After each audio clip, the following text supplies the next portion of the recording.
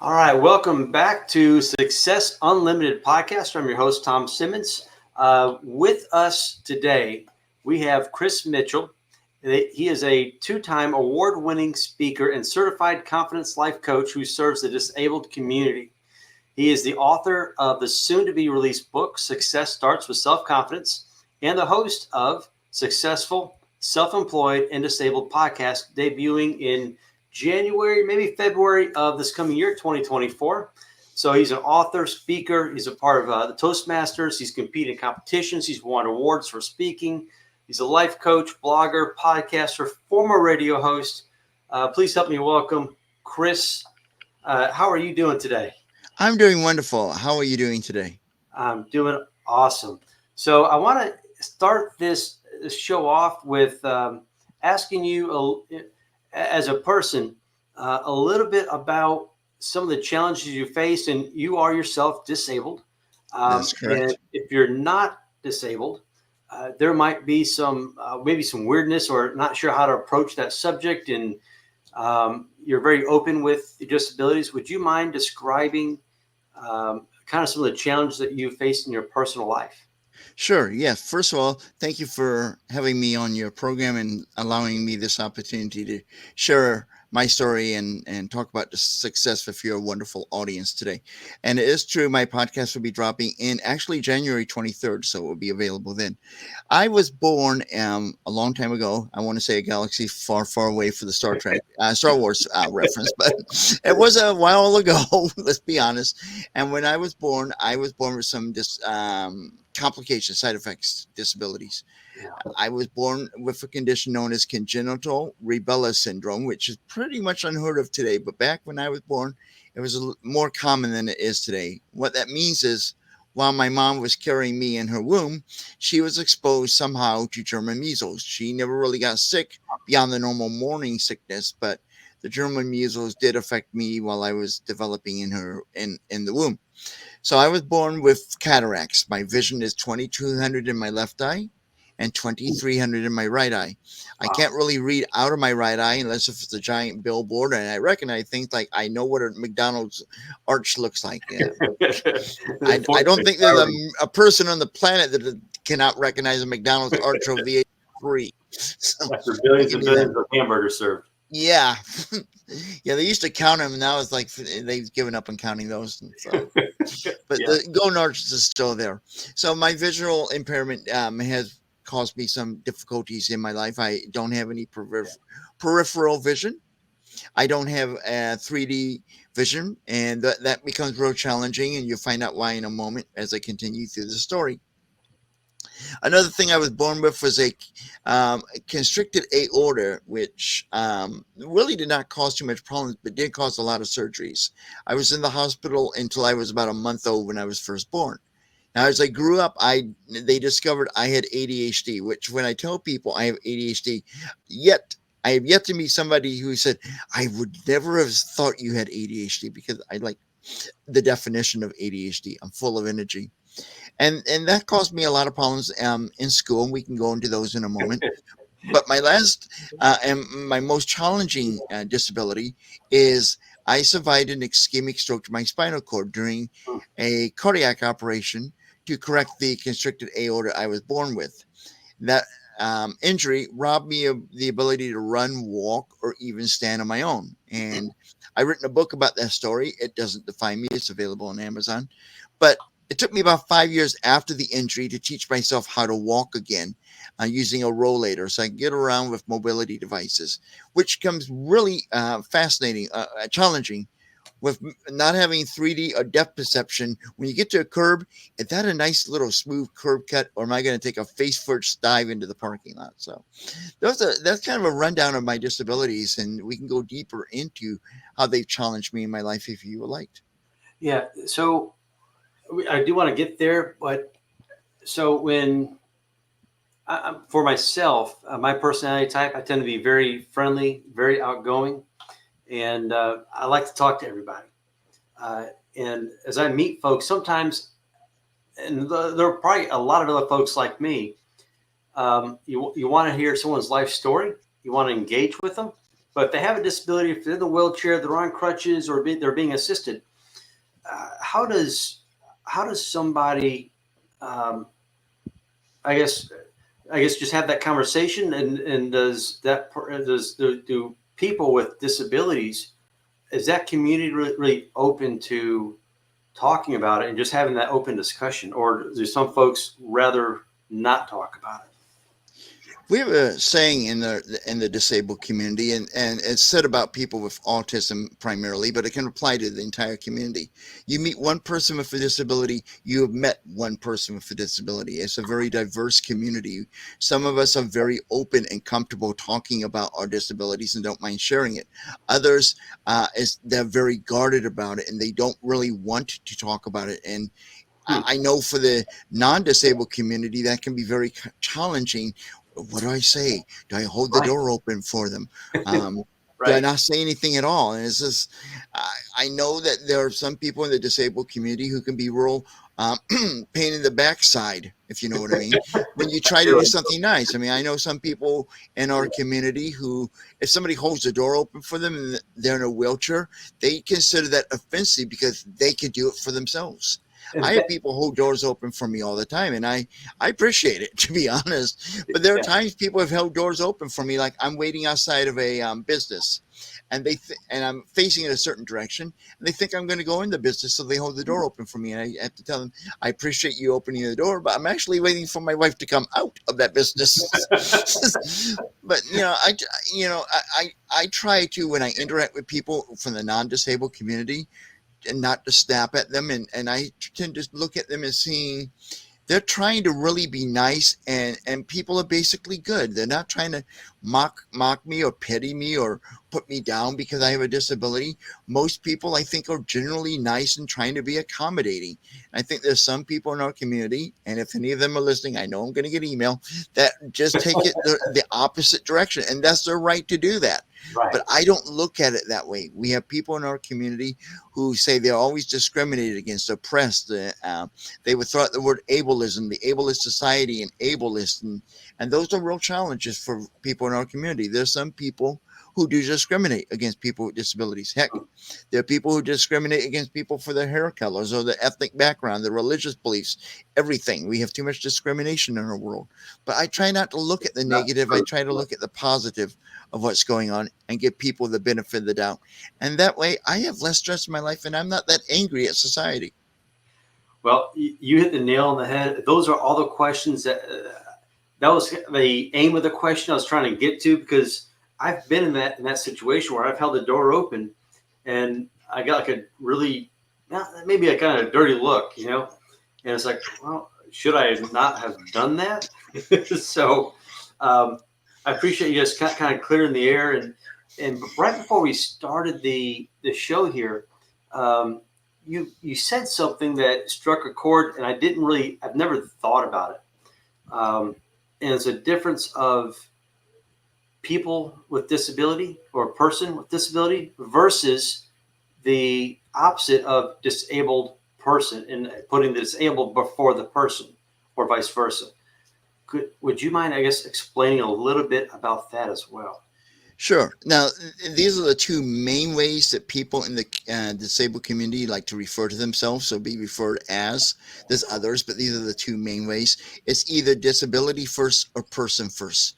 And there are some people who want to be known as a disabled person, and they put their disability first because either way that you do this, and I'll explain the other way in a moment, a disability is part of who you are and a part of your identity, whether you want it to be or not. It is, and in my opinion, the sooner you accept that, the happier you'll be, and the further you'll be able to go in life because you're not fighting it, and you're going to use it to work to your benefit to become successful. The other way that you can, or people like to be referred to as a person with a disability, that's putting person first.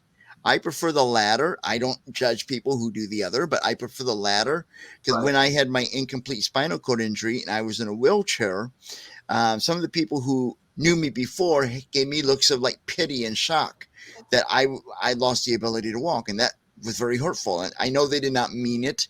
They were just, they had nobody prepped them like, Chris looks a little bit different now, you know? So that was a natural reaction. Like, oh my God, what happened to him? Right. And you know, and I decided at that point, and I wrote a book about it. I mentioned it a moment ago. It doesn't define me. It's on Amazon, where I wanted people to say, Chris is able to do this. At that time when I had my injury, I was engaged. I'm now married. I was running an eBay business. I was teaching an eBay course, and I wanted people to list all the things I was doing.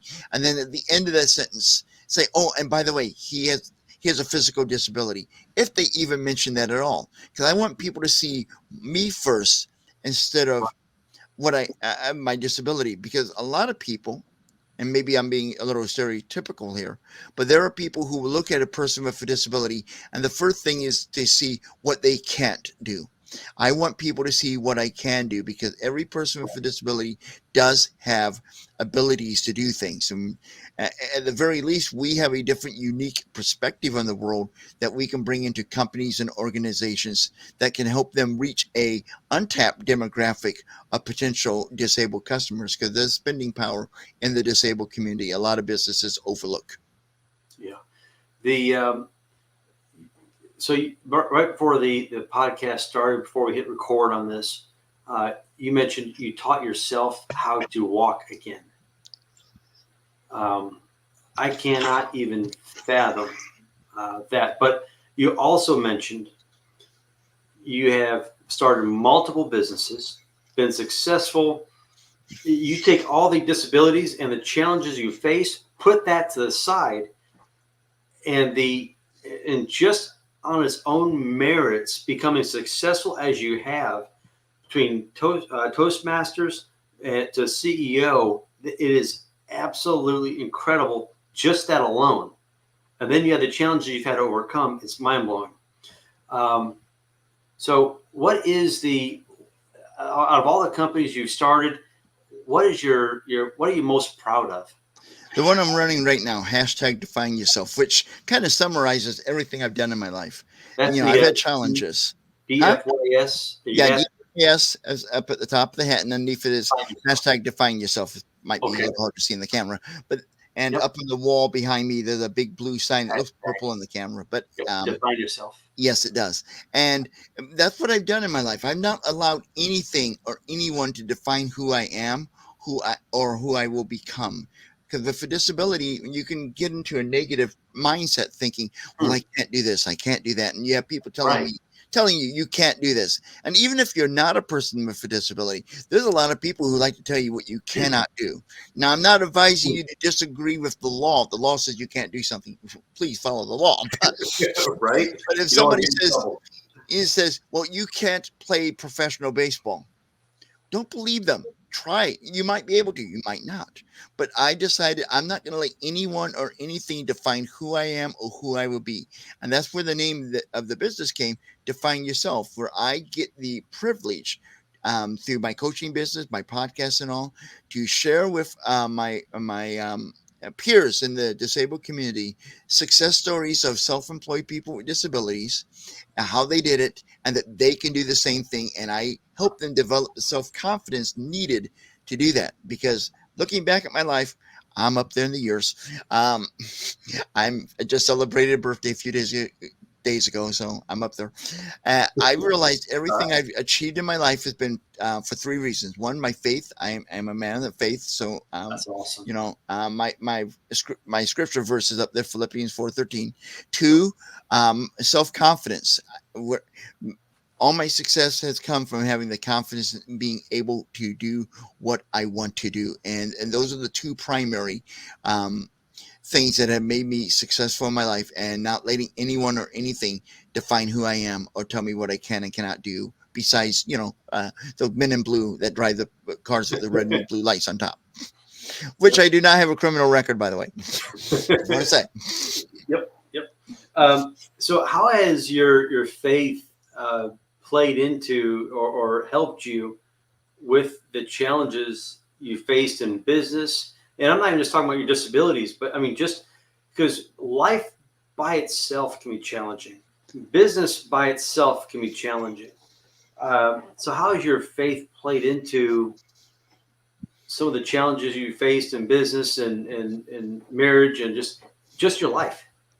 Well, it goes back to my favorite scripture, Philippians 4:13, and depending on the version of the Bible you read, it may be a little worded differently.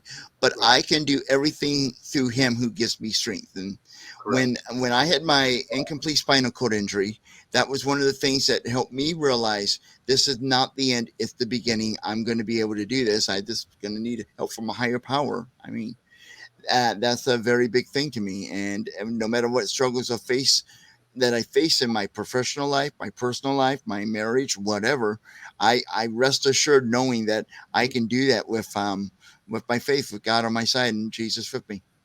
So I'm going to inject a little bit of my own opinion on this. The We were humans. It doesn't matter where in the world you are. We as humans are not meant to go through life by ourselves. We're meant to have a spouse, and we're meant to follow Christ. Um, we were created. God has angels that adore Him and give out praise. He created humans so we would have the choice to follow Him, and that's what makes us special. But we are meant to walk with Him and get to know Him. So I can certainly love that scripture. It's one of my favorites. Um, you also mentioned to me in the you mentioned self confidence.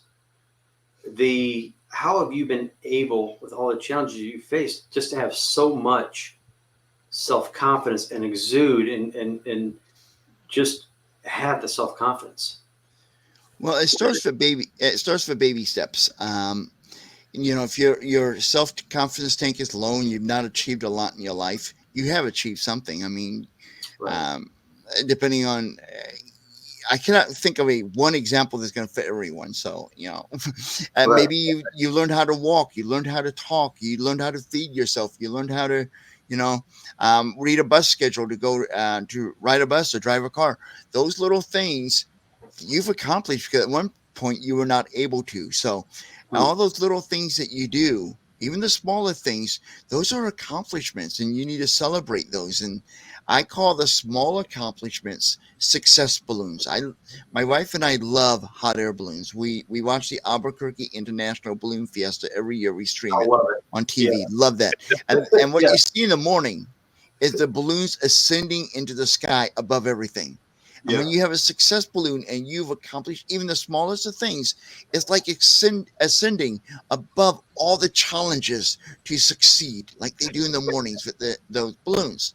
So I have a lot of little success balloons. And when you get enough balloons, you earn a coaching certificate, a plaque from the mayor's committee for being the co-disabled employee of the year, etc.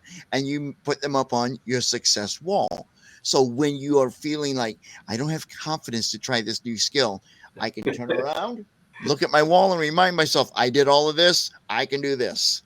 So in your coaching business, you bring your faith, you bring your self confidence, you bring the history of disabilities, the success of all your businesses, your failures where you learn, right? You bring Right. all your lessons.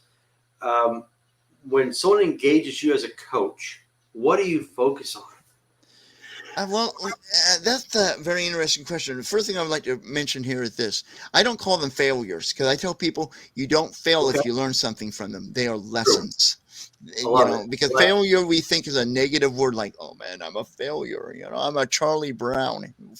I love peanuts, but who wants to be called a Charlie Brown, right? right, You right. don't want that. Yeah. So, and one of the things that I like to do is find out where they're struggling and what they're struggling with, and help them see they are not a failure. They are not going to be defeated. They can do this, and I help them find what we talked about a moment ago. The success balloons. I help them discover, develop, and grow their self confidence. My book, which is based upon, or my coaching program, based upon the book, a little bit both ways, I guess. And Yeah. we work through the 10 steps, and some of those steps include excuse me, self-care and journaling and reflecting is taking care of yourself physically and mentally.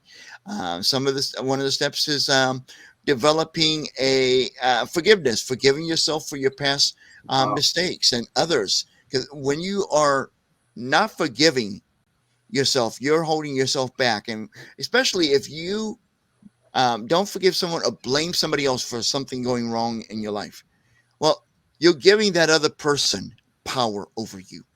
So, for example, the analogy I love to use is if you're blaming someone, like I could probably blame a doctor for my incomplete spinal cord injury. It happened during surgery. We don't know for sure, but and the hospital will never tell me. They don't want to get sued. Of course. That I could probably blame him. But then if I blame him and I spend my entire time, it's all his fault. It's all his fault, and never take responsibility for anything that would be my fault. I've given my power away. It's sort of like you got this brand new car, right? And but you give the keys to your car to your 15-year-old teenager, which we know 15-year-old teenagers, most of them are very irresponsible. So now if you want to go somewhere, you can't make that decision. That's up to the 15-year-old teenager where you're going to go. And even if you're going to go, because they're going to think about themselves, they're going to go hang out with their friends. They don't care about what you're going to do. So when you start blaming other people for all the mistakes and all the misfortunes in your life, you're giving away that power to the other person. In essence, you're saying, I can't do this because of this person. And you're waiting for that person to say, oh, yeah, you can do that. You got to quit giving away that power and take it back and take ownership, because we all make mistakes in our lives. Own those, Everyone. forgive yourself for them, and forgive others. And then you reclaim the power and you'll be able to grow your self confidence because you're in control of your life, not somebody else. Yeah, I love the mindset behind shedding the victim mentality, Hmm. the entitlement mentality, getting rid of that, and taking ownership of your life choices. And some have been forced upon you, and Hmm. others are self-inflicted. I can't tell you, I've made more mistakes than anybody else I know. Um, but I've also learned uh, probably more than anybody else I know because I've made more mistakes than anybody else I know.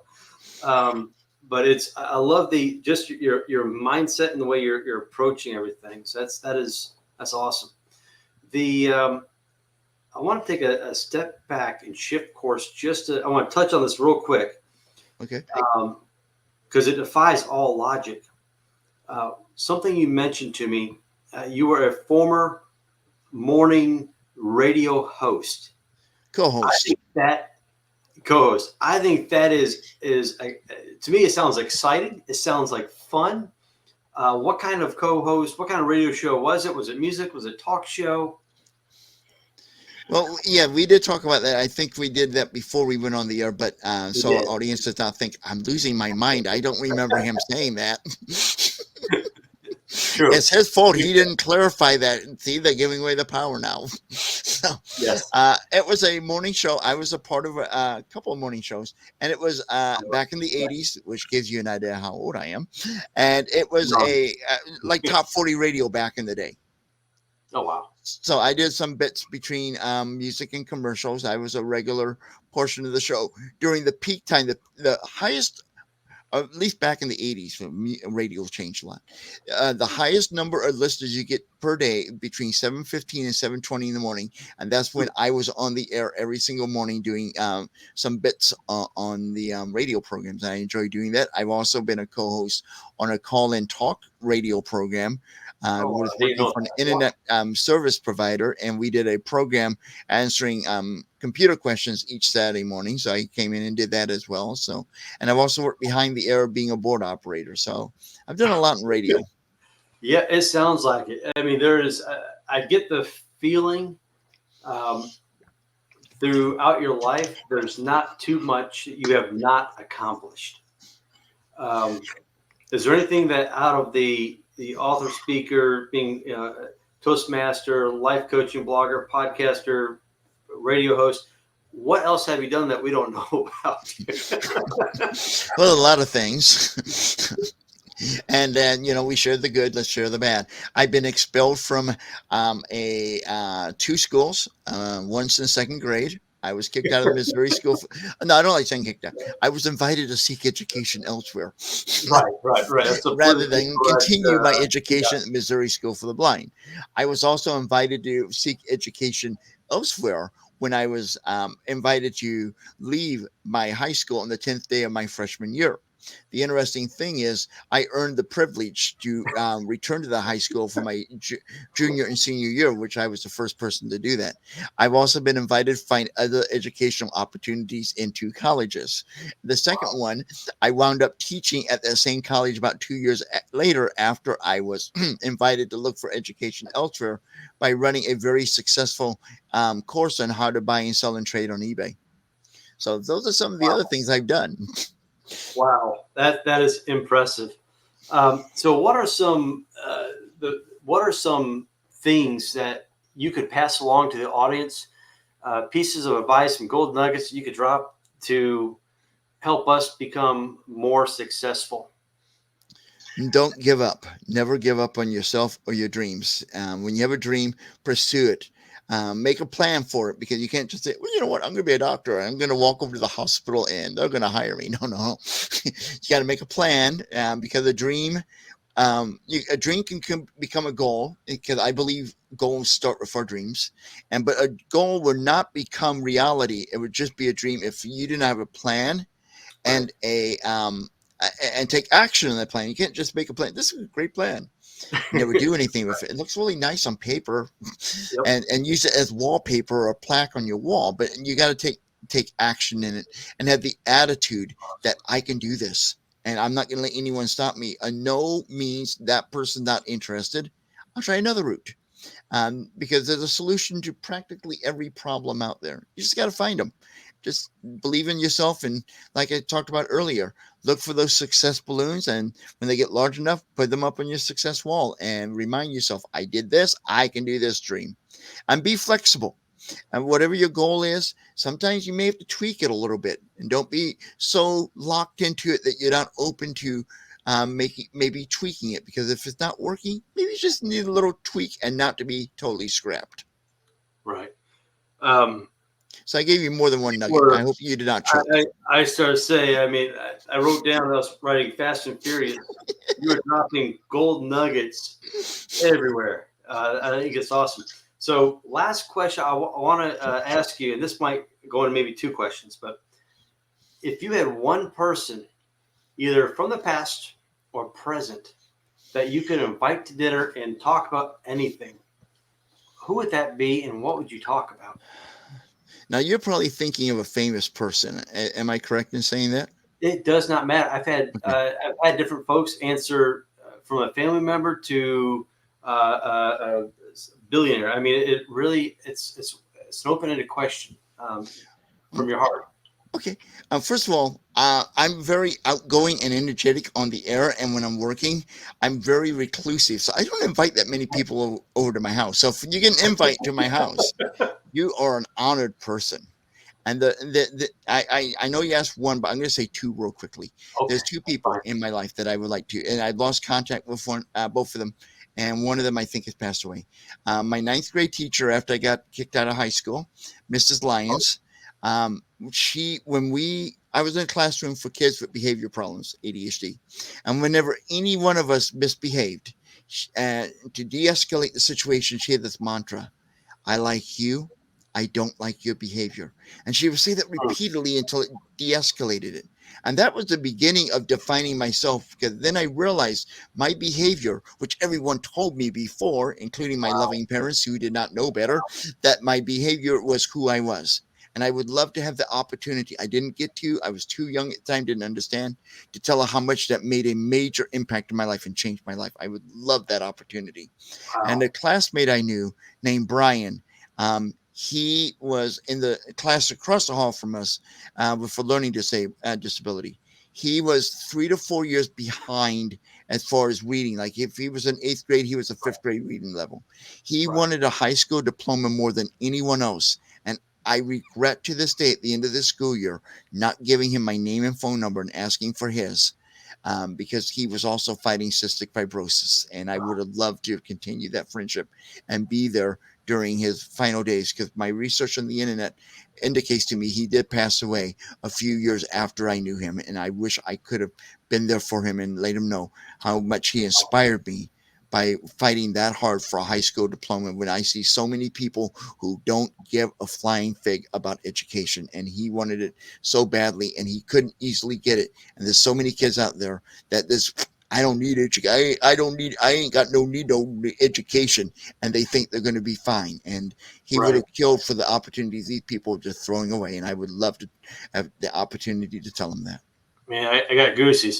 Just just the thought process, the hunger, the chase, the desire to be more, make more of himself, and make something, just achieve and succeed and excel. And that's just thank you for sharing that. That's amazing.